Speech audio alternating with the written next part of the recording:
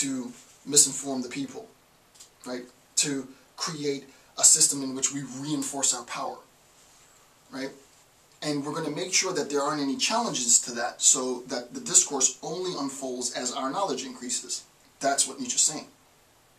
There are, for example, moral truths, but a faith in morals is not a proof of morality. A faith in moral is not a proof of morality. Correlation is no demonstration of proof, right? I don't want to put words with respect to faith in Nietzsche's mouth. That would be a problematic thing to do. But me personally, having faith is independent from demonstration, from proof. There is some interrelation theoretically, right? But to say that because I have faith, I have demonstrated, and I said this with St. Anselm's ontological argument, God is that which none greater can be perceived. Atheist says, well, I have that perception. Believer says, well, there's a greater perception, which is the existence of God in both the perception and in reality. Don't you see? Nietzsche stops right there. See, that's Plato misinforming the tradition, because you made a leap that's not justified. You cannot go from faith to demonstration and proof like that. You can't say because you have this concept, that concept exists in the world. There are cases, and the case of the philosopher is one in which such a faith is simply a piece of immorality. And he's being tongue-in-cheek here, because he means immorality in sort of the colloquial sense, being bad, not immorality in his sense. So the typical philosopher is here an absolute dogmatist. Right, this is the next note 446. The typical philosopher is here an absolute dogmatist, which is exactly what I said. The dogmatist reference comes up in 445, where he says, the entire occupation is that only certain truths are admitted. Right, that idea that only certain truths are being admitted into the set of things which we know means that we are systematically denying access to other aspects that we are less certain of. This is precisely why Cartesian certainty it had to develop. If Descartes didn't develop this notion, someone else would have. And there were other philosophers that discussed it, but I mean, Descartes is the most popular for formalizing this idea of absolute certainty. So with respect to this idea of certainty, why is it that it becomes so regimented, so self-referential, so dogmatic?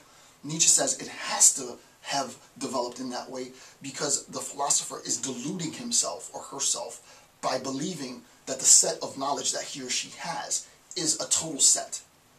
Right? This is why, for me, the combination of epistemology and logic is the most fascinating aspects of philosophy, right? Epistemic modal logic, for me, is the cream of the crop, personally. Yeah, you can talk about fuzzy, yeah, you can talk about deviant, yeah, you can talk about non-monotonic, but for me, epistemic modal is the most essential aspect, for me personally, of mathematical logic, because we're talking about that set of knowledge. And contemporary epistemic, which I won't discuss here, it's too, I might discuss it, maybe, in a lecture series, but I don't know. The contemporary discourse on epistemic modal has to do less with the individual person's knowledge of X. You know,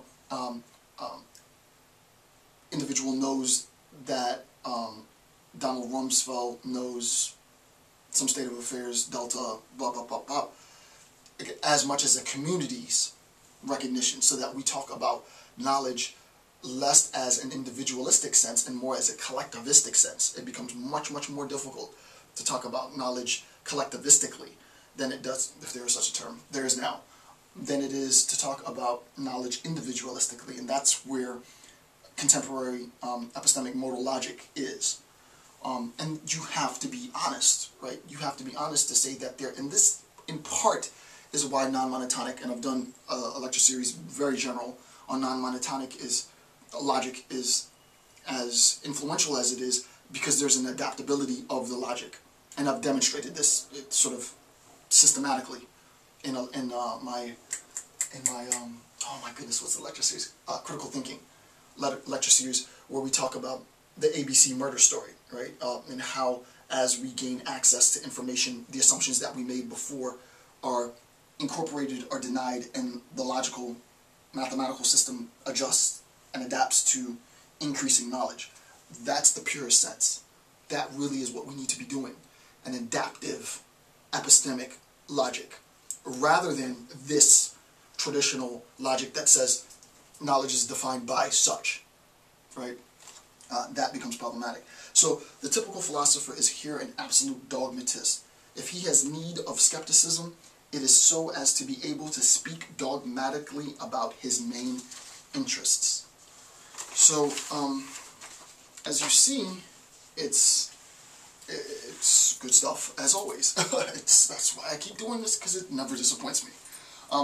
With respect to Nietzsche, we recognize now the absolute importance of returning to the Hellenic tradition. The fact that Plato systematically sought out to destroy the oneness, the interconnection, by creating and constructing a system of transcendence and form-based ontology. And Nietzsche calls Plato out on it categorically. And what he wants to do is not to deny the means, the tools, the logic. He's not denying that. That's categorically false, right? So it's not that he denies that. What he denies is the use of the logic, the means, the process, the means of examination as subservient to the moral system. He denies that. Right? It's not going to be subservient to the moral system because he's not erecting a system of morality. What he's using is logic, reason, argument at its finest, really, I think, to deconstruct the system of morality and return us really back to the gut, right? Return us back to our instincts. So with that, I want to thank you for taking the time to watch my videos. This concludes section 13.2 of Friedrich Nietzsche's Will to Power. I'm Dr. Jason J. Campbell. Thanks, and have a good day.